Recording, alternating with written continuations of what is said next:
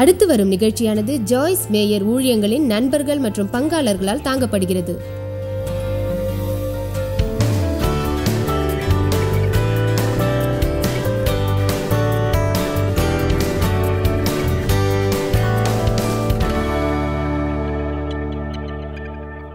வேதாகமத்தில் சில நேரங்களில் பரிசுத்த ஆவியானது ஒரு வெண்புறாவாக சித்தரிக்கப்படுகிறது. அது ஏன் ஒரு மாடப்புறாவாகவோ ஒரு பருந்தாகவோ இல்லை, ஏன் வேறு ஏதோவாக இல்லை? ஏனென்றால் வெண்புறா மிகவும் மென்மையானது. அது அழகிய ஒரு பறவை மட்டுமல்லாமல் அது ஒரு கனிவானது. அதுபோல் பரிசுத்த ஆவியும் கனிவானது. ஆனால் பரிசுத்த ஆவி ஒரு வெண்புறா அல்ல. வேதத்தில் அது சித்தரிக்கப்படுவது எண்ணெயாக, காற்றாக, ஒரு புறா மூலமாக. நாம் மத்தேயு 3:16 ஒரு நிமிடம் பார்த்தால், இயேசுவின் ஞானஸ்நானத்தின் போது பரிசுத்த ஆவி இறங்கி வந்ததை அறியலாம். இயேசு ஞானஸ்நானம் பெற்று ஜலத்திலிருந்து கரையேறின உடனே இதோ வானம் அவருக்கு திறக்கப்பட்டது. தேவ ஆவி புறாவைப் போல இறங்கி தம்மேல் வருகிறதை கண்டார். அது 4 சுவிசேஷத்தில் 3 இடத்தில் கூறப்பட்டுள்ளது. அந்த ஆவியானது ஒரு அளவோடு இல்லாமல் எல்லா பகுதிகளிலும் நிறைந்திருந்தது என்று சில வசனங்கள் தெரிவிக்கின்றன. அவரிடம் அளவின்றி ஆவி இருந்தது என்பதை நான் நேசிக்கிறேன். நம் எல்லோரிடமும் பரிசுத்த ஆவி உள்ளதை நான் அறிவேன். ஆனால் நம் வாழ்வில் சில நேரங்களில் பரிசுத்த ஆவி அளவாக உள்ளது. ஏனென்றால் அந்த அருமையான, அழகான, கனிவான, அன்பான, இரக்கமான, ஆறுதலான பரிசுத்த ஆவி நமது அனைவரது வாழ்விலும் பூரணமாக நிறைந்திருப்பதற்கு ஏற்றபடி நடந்து கொள்வதை நாம் எப்போதும் அறியாமல் உள்ளோம். அது கனிவானது. நான் என்ன பேசுகிறேன் என்பதற்கு உதாரணம் சொல்கிறேன். ஒரு கதையை நான் கேட்டேன். நியூயார்க்கின் ஒரு குடியிருப்பில் ஒரு தம்பதிகள் வாழ்ந்தனர். கோடையில் அது மிகவும் வெப்பமாக இருந்தது. எனவே அவர்கள் வீட்டு ஜன்னலை திறப்பார்கள். அங்கிருந்த ஜன்னலின் ஓரத்தில் புறாக்கள் அடிக்கடி வந்து தங்களுக்காக கூடுகள் கட்டும். அதை பார்த்து அந்த தம்பதிகள் விவாதிப்பார்கள், தூற்றுவார்கள், கடுமையாக வாதாடுவார்கள். ஆனால் புறாக்கள் எப்போதும் அங்கே தங்கும்.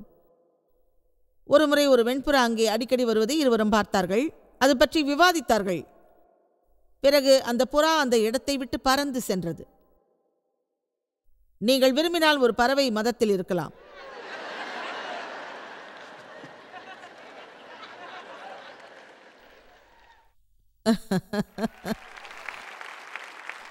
ஒருவேளை நீங்கள் புறா மதத்தில் இருந்தால் விவாதிப்பீர்கள். நாள் முழுவதும் வெறுப்போடும் துக்கத்தோடும் இருப்பீர்கள். உங்களிடம் எல்லா கெட்ட குணங்களும் இருக்கும். பிறகு திருச்சபைக்கு செல்வீர்கள்.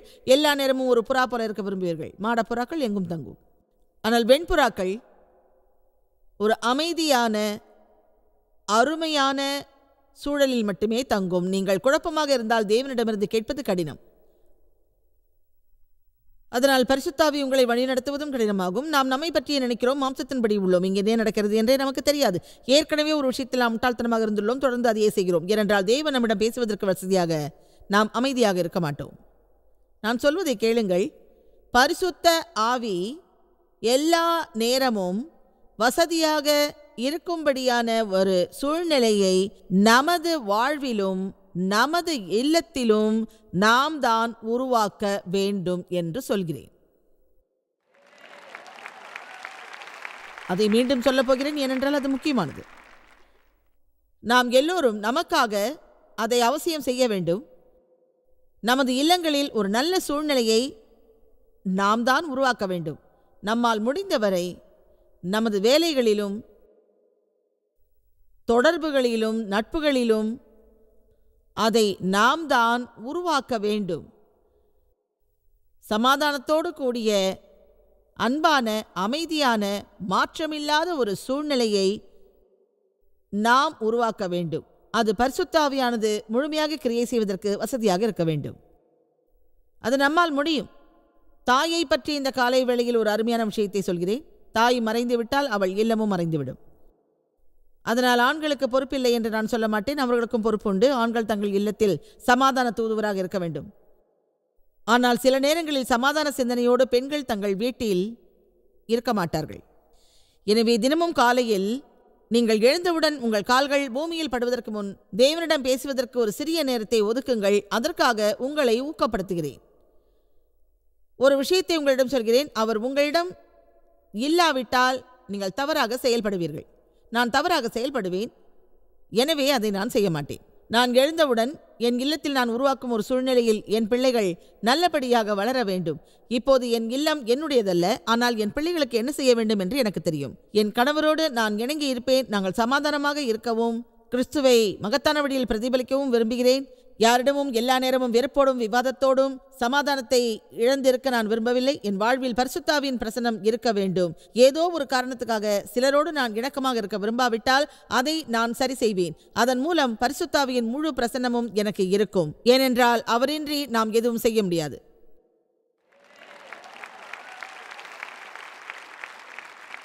நேர்மையாக சொல்கிறேன், இன்றைய உலகில் பரிசுத்தாவி பற்றி தேவையான அளவு யாரும் அறியவில்லை. நான் இந்த ஊழியம் செய்வதற்கு அதுவும் ஒரு காரணம். நான் தொடர்ந்து 12 வருடங்கள் திருச்சபைக்கு சென்றதை பற்றி நேற்றிரவு பகிர்ந்தேன். அங்கு நான் தவறாமல் சென்றேன். திருச்சபை குழுவில் இருந்தேன். அந்த திருச்சபையில் தேவ் மூத்த உறுப்பினராக இருந்தார். இருந்தாலும் எங்களுக்கு எந்த வகையிலும் அதில் அக்கறை இல்லை. நான் அக்கறையை பற்றி குறிப்பிடுவதென்றால் அது வெற்றியாகும். உங்களுக்கு ஏன் எந்த வெற்றியும் இல்லை என்று நீங்கள் கேட்கலாம். தேவனிடம் இருப்பது எல்லாம் எனக்கு தெரியும், ஆனால் என்னிடம் இருப்பது எதுவும் தெரியாது. அவர் வல்லமை பற்றி எனக்கு தெரியும். உலகில் பரிசுத்தாவி உள்ளதை அறிவேன், ஆனால் அவர் எனக்குள் வந்து வாசம் செய்ய விரும்புகிறாரா, நெருங்கி தோழமையில் இருக்க விரும்புகிறாரா என்று எனக்கு தெரியாது.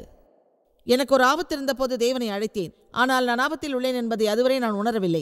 அம்மாதிரியான சிறிய விஷயங்களை எல்லாம் நானே கையாண்டேன். பிறகு பெரிய விஷயங்களை சந்திக்கும் போது அதை தேவனிடம் கொண்டு சென்றேன். அப்போதுதான் எல்லா விஷயமும் தேவனுக்கு சிறியது என்று நான் உணர்ந்தேன். எனவே நமது வாழ்வில் நடைபெறும் எல்லாவற்றிலும் அவர் இருக்க நாம் இடமளிக்க வேண்டும். எனவே இங்கிருந்து நான் செல்வதற்கு முன்பாக நான் சொல்ல விரும்புவது, பரிசுத்த ஆவி மிகவும் மதிப்பானது, நமக்கு தேவைப்படுவது. இன்று இங்கு நான் போதிப்பதிலிருந்து ஒரு விஷயத்தை அறியலாம். சில நேரங்களில் நாம் வாழும் விதத்தினால் பரிசுத்தாவி எப்போதும் நம்மிடம் இருக்காது. அவர் வெளியேறுவார் என்று நான் சொல்லவில்லை. அவர் நம்மோடு இருக்கவே விரும்புகிறார். அதே சமயம் அவரது பிரசன்னத்தை நமது வாழ்வில் நாம் பெற வேண்டும். அவருக்கு முழு அதிகாரத்தையும் நாம் வழங்க வேண்டும். பரிசுத்தாவியின் அபிஷேகத்தை நாம் பெற வேண்டும். பரிசுத்தாவியின் பிரசன்னத்தையும் அவரது வல்லமையும் நமது வாழ்வில் நாம் பெற வேண்டும். என்னை நம்புங்கள், இதை செய்வதற்கு நான் அபிஷேகம் பெறவில்லை என்றால் இங்கு நான் 5 நிமிடங்கள் இருப்பதை கூட நீங்கள் விரும்ப மாட்டீர்கள். எங்கோ உள்ள ஒரு பள்ளிக்கு சென்று இதை எப்படி செய்வதென்று நான் அறியவில்லை, ஆனால் பல ஆண்டுகளாக இதை நன்றாக செய்து வருகிறேன். நான் இதற்காக அபிஷேகிக்கப்பட்டுள்ளேன். நீங்களும் இப்போது செய்வதை செய்ய தேவனால் அபிஷேகிக்கப்பட்டுள்ளீர்கள். அதை நீங்கள் அபிஷேகத்தின்படி முறையாக செய்யவில்லை என்றால் அதை உங்களால் நன்றாக செய்ய முடியாது. நீங்கள் வியாபாரத்தில் வெற்றியோடு இருக்க விரும்பினால் அந்த வெற்றியை பெற 12 தொகுதி சீரியல்களை பார்க்க வேண்டியது இல்லை. உங்கள் வாழ்வில் உங்களை வழிநடத்தி என்ன செய்ய வேண்டும் என்பதை காட்ட பரிசுத்தாவியை நீங்கள் அதிகமான அளவில் பெற வேண்டும். எனவே பரிசுத்தாவி மிக மதிப்பானது. நம்மால் முடிந்தவரை பரிசுத்தாவியோடு எல்லா வழியிலும் நாம் ஒத்துழைக்க வேண்டும். அப்போது அது நம்மோடு எந்நேரமும் இருக்கும், நம்மோடு வாழும். எனவே அந்த ஆவியை குறிப்பிட்ட அளவில்லாமல் நம் வாழ்க்கையில் நாம் பெற முடியும். ஒரு சிறிய உதவியோடு நான் ஒதுங்கிவிட மாட்டேன். மக்களுக்கு முழுமையாக உதவவே விரும்புகிறேன். மக்களை ஆசீர்வதிக்கவே விரும்புகிறேன். என் மனதை என்னிலிருந்து அகற்றவே விரும்புகிறேன். சுயநலத்திலிருந்து விடுபடவே நான் விரும்புகிறேன். அன்பில் சந்திரிக்கவே விரும்புகிறேன். அதை செய்வதற்கு எனக்கு பரிசுத்தாவி தேவை. எல்லோரும் சொல்லுங்கள், எனக்கு பரிசுத்தாவி தேவை. அடுத்து நாம் எபேசியர் 4 பார்ப்போம். பரிசுத்த ஆவியை நாம் வருத்தத்துக்குள்ளாக்கலாம் என்று அதில் உள்ளது. அந்த வாக்கியம் உங்களுக்கு மோசமாக தெரியலாம். பரிசுத்தாவியை வருத்தத்துக்குள்ளாக்குவதை கற்பனை செய்து பாருங்கள். அதை நாம் செய்கிறோம் என்பது உறுதி. அது நாம் உணர்வதை காட்டிலும் சற்று கூடுதலாக இருக்கும்.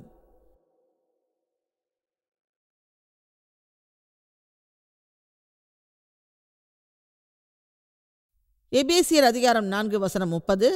அன்றியும் நீங்கள் மீட்கப்படும் நாளுக்கென்று முத்திரையாக பெற்ற தேவனுடைய பரிசுத்த ஆவியை துக்கப்படுத்தாதிருங்கள். விரிவாக்கத்தில் என்ன எழுதியிருக்கிறது என்றால், குற்றப்படுத்தி துயரப்படுத்தாதிருங்கள். அவரால் நீங்கள் முத்திரையாக்கப்பட்டுள்ளீர்கள். நீங்கள் மீட்பு நாளுக்காக காத்துள்ளீர்கள். கிறிஸ்துவின் மூலம் விடுதலை பெற உள்ளீர்கள். எனவே இந்த அருமையான ஈவை தேவன் நமக்காக வழங்கியுள்ளார். பரிசுத்த ஆவியால் நாம் முத்திரையிடப்பட்டு பாதுகாப்பாய் உள்ளோம். அது பற்றி சிந்தியுங்கள். ஒரு கடைக்கு சென்று சில பொருட்களை நீங்கள் வாங்குகிறீர்கள். அவை கெட்டுப் போகாமல் இருக்க அதை சீல் செய்வீர்கள். அதற்குள் எதுவும் செல்லாமல் இருப்பதை உறுதி செய்வீர்கள். அந்த உண்மையை நான் நேசிக்கிறேன். நாம் பரிசுத்த ஆவியில் முத்திரையிடப்பட்டுள்ளோம். நாம் சமூகத்தில் உள்ள கெடுதலில் இருந்து பாதுகாக்கப்பட்டுள்ளோம். எனவே பரிசுத்த ஆவியிடமிருந்து நமக்கு அருமையான பாதுகாப்பு உள்ளது. எனவே அந்த முத்திரையை நாம் உடைக்கக்கூடாது, அல்லது ஒரு கதவை திறந்துவிட்டு நமது வாழ்வில் எதிரியை நுழைய விடக்கூடாது. வசனம் 30 பார்ப்பதால் மட்டும் அதன் முழுமையான விளக்கத்தை நாம் அறிய முடியாது. வசனம் 29 வசனம் 31 சேர்த்து நாம் பார்க்க வேண்டும். நீங்கள் பார்க்கும் அந்த வேத வசனங்கள் முழுவதையும் நன்றாக படித்து அந்த விஷயத்தை உறுதி செய்ய வேண்டும். வசனம் 29, 31 பரிசுத்தாவியை நாம் வருத்தத்துக்குள்ளாக்குவது பற்றி சொல்கிறது. அது நம் அன்றாட வாழ்வில் ஒரு நடைமுறையாக உள்ளது. இங்குள்ள ஒவ்வொரு நபரும் இதை நன்றாக அறிந்து தங்கள் வாழ்வில் மேம்பட வேண்டும். வசனம் 29, கெட்ட வார்த்தை ஒன்றும் உங்கள் வாயிலிருந்து புறப்பட வேண்டாம். பக்தி விருத்திக்கு ஏதுவான நல்ல வார்த்தை உண்டானால் அதையே கேட்கிறவனுக்கு பிரயோஜனம் உண்டாகும்படி பேசுங்கள். அதை படிக்கும்போது மீண்டும் நாம் வாயை பற்றி பேசுகிறோம். எனவே அது பற்றிய விஷயத்தில் முதலாவதாக அவர் நமது வாயை கண்காணிப்பதை விரும்புகிறார். நாம் தவறாக பேசினால் அது பரிசுத்த ஆவியை வருத்தத்துக்கு உள்ளாக்குமா? அது உண்மை. ஏனென்றால் வாழ்வு மற்றும் மரித்தலின் வல்லமை நாவில் உள்ளது. நேர்மையான வழியில் அதை நாம் விசுவாசிப்போம். அதை நாம் விசுவாசிக்கும் பட்சத்தில் நாம் பேசுவதில் மிகவும் கவனமாக இருப்போம். அதை நாம் விசுவாசிக்கும்படியாக ஒரு மேலான வழியில் நாம் கவனமாக பேசுவோம். அந்த வகையில் நாம் என்ன பேசுகிறோம் என்பதில் கவனம் செலுத்துவோம். எனவே பல ஆண்டுகளாகவே நான் பேசும் விஷயங்களில் மிக கவனமாக இருக்கிறேன். அதை தினசரி அடிப்படையில் நான் படிக்கிறேன், தொடர்ந்து அதை செய்கிறேன். சென்ற வாரம் காலையில் தேவனுடனான தோழமையில் நான் இருந்தபோது வார்த்தையின் வல்லமை பற்றி பைபிளில் உள்ளதை படித்தேன். ஏனென்றால் நான் ஒரு பேச்சாளி. பொதுவாக பேச்சாளிகளாக இருப்பவர்கள் பெரிய பிரச்சனைகளில் சிக்கிக்கொள்வதுண்டு. ஏனென்றால் சில நேரங்களில் அவர்கள் பேசுவதில் தொடர்ந்து பேசுவதில் தங்களை அறியாமல் சில விஷயங்களை பேசிவிடுவார்கள். ஆமென்.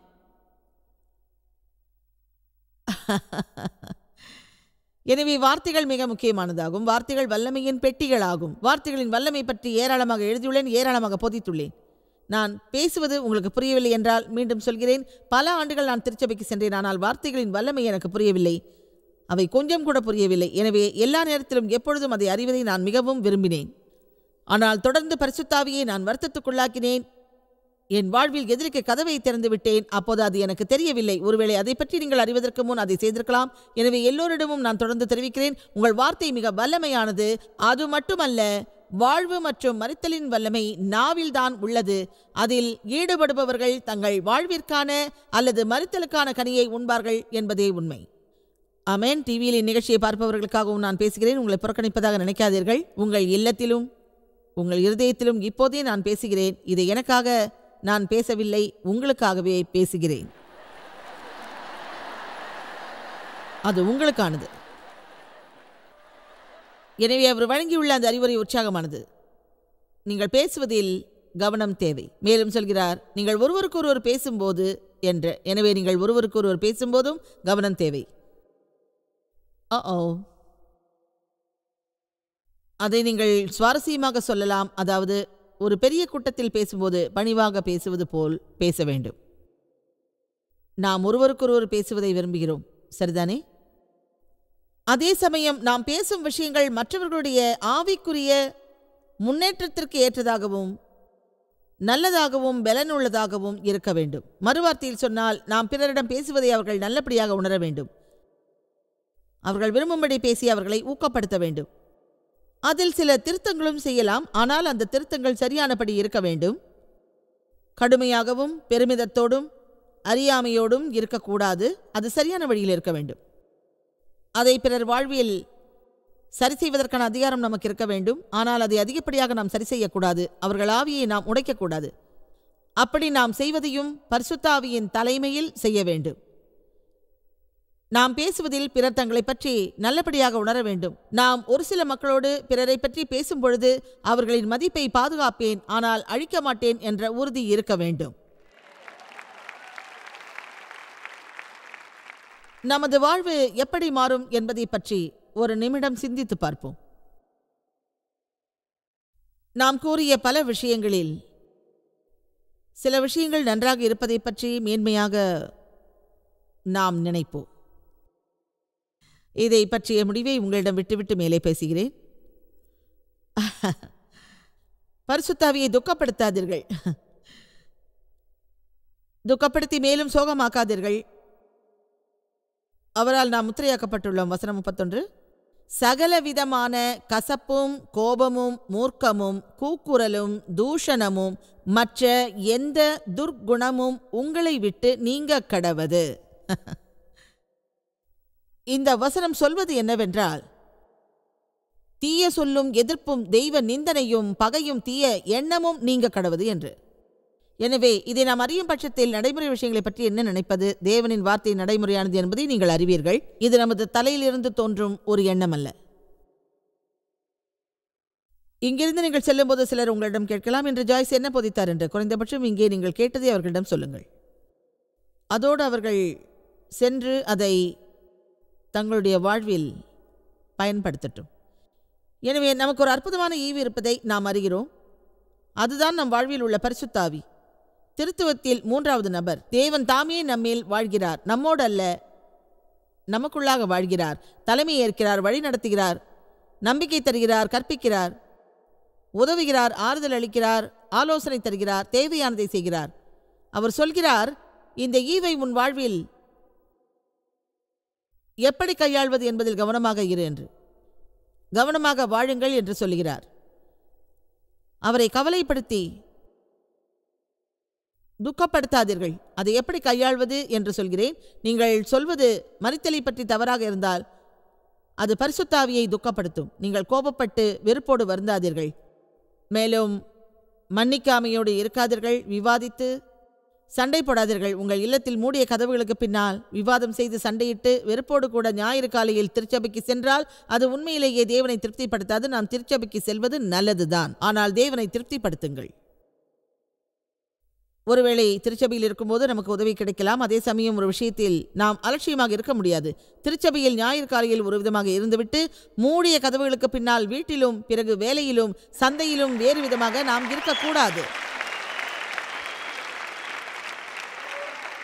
இயேசு சொன்னார், நானே வழியும் சத்தியமும் ஜீவனுமாய் இருக்கிறேன். அது ஞாயிறு காலை திருச்சபை சேவை அல்ல. அவர் தமது சீஷர்களிடம் சொன்னார், என்னிடம் வந்து அறிந்து கொள், நான் பணிவோடு மதிப்போடு இரக்கத்தோடு தாழ்மையோடு இருப்பேன். என்னிடம் கடுமையோ கடினமோ மன அழுத்தமோ இல்லை. நாம் இயேசு கிறிஸ்துவின் ரூபத்தில் மாற்றப்பட்டுள்ளோம். ஒவ்வொரு விசுவாசியின் லட்சியமும் இயேசு போல் இருப்பதுதான். மன்னிக்காமல் இருப்பது பரிசுத்த ஆவியை துக்கப்படுத்தும் என்பதை நீங்கள் அறிவீர்களா? ஒரு உண்மையை சொல்கிறேன். இங்கே சிலர் இருக்கிறார்கள், அவர்கள் தேவனை நேசிப்பார்கள், ஆனால் கோபமாக வெளியே செல்வார்கள். உண்மை என்னவென்றால், நான் சொல்வது புரியாமல் கோபமாக வீட்டுக்கு சென்றிருப்பார்கள். ஒருவேளை கோபமாக உள்ள ஒருவரோடு இங்கே வந்திருப்பார்கள், அது எனக்கு தெரியாது. வரும் வழியில் சண்டை போட்டிருக்கலாம். இங்கே நீண்ட நேரம் இருப்பதன் மூலம் தங்களை பலப்படுத்த நினைத்திருப்பார்கள். அது எனக்கு எப்படி தெரியும் என்றால், நானும் தெய்வம் பலமுறை அதைத்தான் செய்திருக்கிறோம். உங்கள் மீது நான் கல் எறியவில்லை, நடந்ததைத்தான் சொல்கிறேன், புரிந்து கொள்ளுங்கள். ஒரு உண்மையை உங்களுக்கு நான் சொல்கிறேன், அதை கேளுங்கள். முதலில் நான் கற்றுக்கொண்ட ஒரு விஷயம், என் உணர்ச்சிகளை சரி செய்தேன். நான் சொல்வதை கவனிக்கிறீர்களா? நான் விரும்புவதை சொல்வதற்கு எதை தியாகம் செய்ய வேண்டும் என்பதை முதலில் அறிந்தேன். அதனால் யார் புண்பட்டாலும் பரவாயில்லை, ஆனால் என் வாழ்வில் பரிசுத்த ஆவி இருப்பதற்கான மதிப்பை அறிய விரும்பினேன். அது நான் சொல்ல விரும்புவதை விட மேலானது. பிறகு தேவிடம் ஒரு வார்த்தை கேட்பேன், நான் சரியாக இருப்பதை நிரூபிப்பேன், என் கருத்தை விவாதிப்பேன். அது பற்றிய ஒரு உண்மையை சொல்லட்டுமா? நாம் மிகைப்படுத்தி அழுத்துக்கொள்ளும் அநேக விஷயங்கள் உள்ளபடியே பிற்காலத்தில் எந்த ஒரு மாற்றத்தையும் ஏற்படுத்துவதில்லை. ஒருவேளை நீங்கள் போராட முற்பட்டால் புத்திசாலித்தனமாக போராடுங்கள். நீங்கள் சண்டை போட விரும்பினால் நல்ல விஷயங்களுக்காக மட்டும் சண்டை போடுங்கள். மளிகை கடைக்கு எந்த வழியில் போவது என்பதற்காகவோ உங்கள் சாக்ஸை தேர்வு செய்வதற்காகவோ சண்டை போடாதீர்கள். ஒரு டூத் பேஸ்டின் வாயை மூட நினைக்காதீர்கள், அதில் எந்தவித பலனும் இல்லை. எல்லோரும் சொல்லுங்கள், எந்த பலனும் இல்லை. அவங்க மாறலன்னாலும் நாம தேவனை போற்றுவோம், ஆனா அவங்க மாறதை விரும்ப மாட்டாங்க. நம்மை மாற்றும் மனநிலை தேவனுக்கு நம் மீது இல்லை என்றால் நம் நிலைமை என்ன ஆகும்?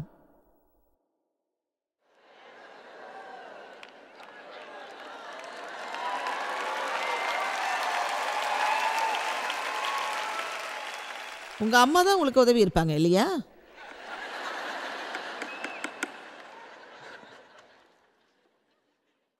பிற மக்களிடம் நமக்குள்ள அதே மனநிலை தேவனுக்கும் நம் மீது இருந்தால் நமது நிலை என்னவாகும்? இதை பற்றி மேலும் நான் பேச விரும்பவில்லை. நீங்க அதை உணரலன்னா அது உங்களுக்கு தான் நஷ்டம்.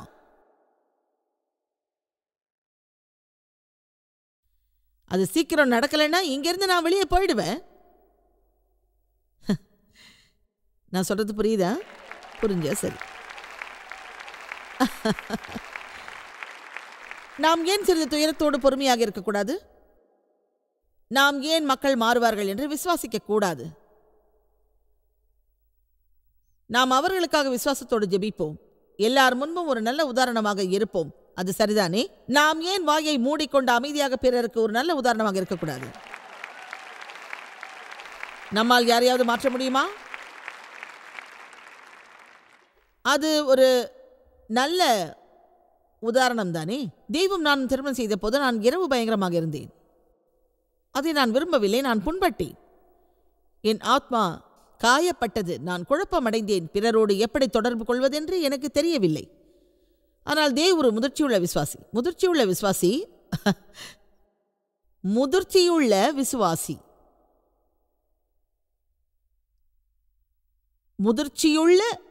விசுவாசி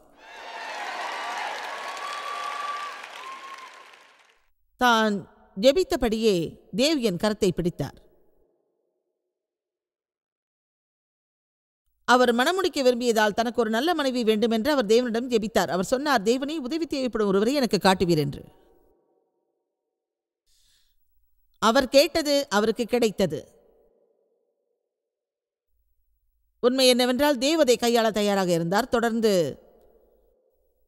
3 ஆண்டுகள், 3 நாளோ வாரமோ அல்ல, தொடர்ந்து 3 ஆண்டுகள் அன்பிலும் உறுதியிலும் சமாதானத்திலும் ஒரு நல்ல உதாரணமாக என்னோடு இருந்தார். அன்பு, உறுதி, சமாதானம்.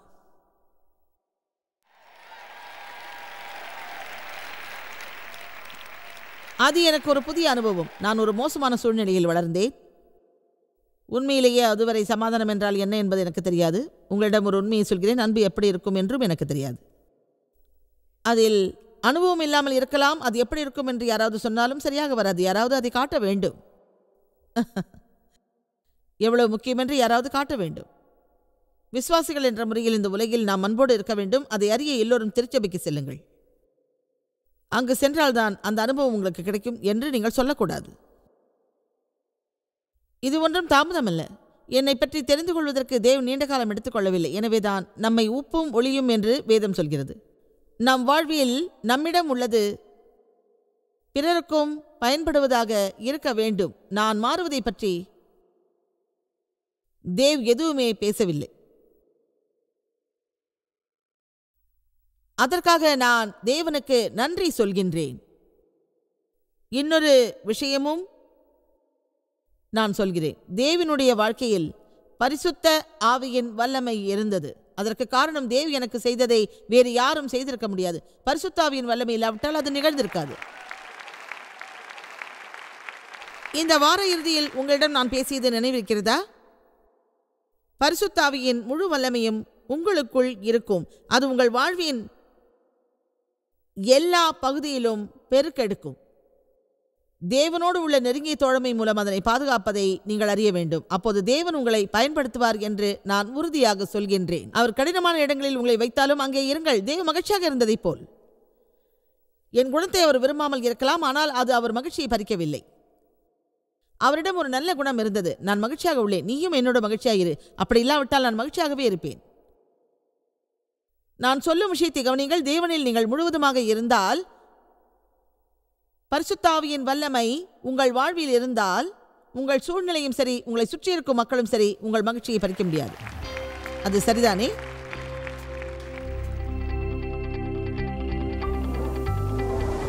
பரிசுத்த ஆவியை நாம் துக்கப்படுத்த முடியும் என்று வேதம் சொல்வதை நீங்கள் அறிவீர்களா? நமது வாழ்வில் நாம் அன்போடு இல்லாவிட்டாலும் பரிசுத்த ஆவியை நம்மால் துக்கப்படுத்த முடியும். நமது வாழ்வில் அபிஷேகத்தை எப்படி பாதுகாப்பது என்பதை நாம் அறிய வேண்டும். அபிஷேகம்தான் பரிசுத்த ஆவியின் பிரசன்னமாகும். பரிசுத்த ஆவி நம்மில் வாழ்வதற்கான காரணமும் ஆகும். துக்கத்தில் வாழாமல் இருப்பதை அறிய வேண்டும். மன்னிப்பதில் நாம் வேகமாக இருக்க வேண்டும். கோபமாக இருக்கக்கூடாது. பேசுவதிலும் செயல்படுவதிலும் கவனமாக இருக்க வேண்டும். தேவனின் வார்த்தை மூலம் எங்களுக்கு அவர் போதிப்பதில் நான் நன்றியோடு உள்ளேன். பரவசமாக உள்ளது.